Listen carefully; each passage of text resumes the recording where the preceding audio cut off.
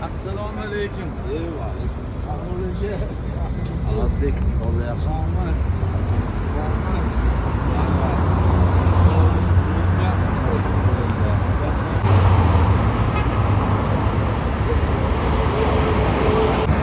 Assalomu alaykum va rahmatullohi va barakatuh. Salomatmisizlar azizlar.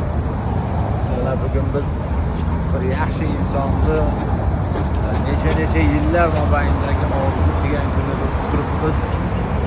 Samarqand degan bojxonaga shuna kelsam, mani qadrdon bir qiyomatli ukam Avazbek Olimov ham qadam rajda qilib qoldi. Hozir o'ylanib turibman.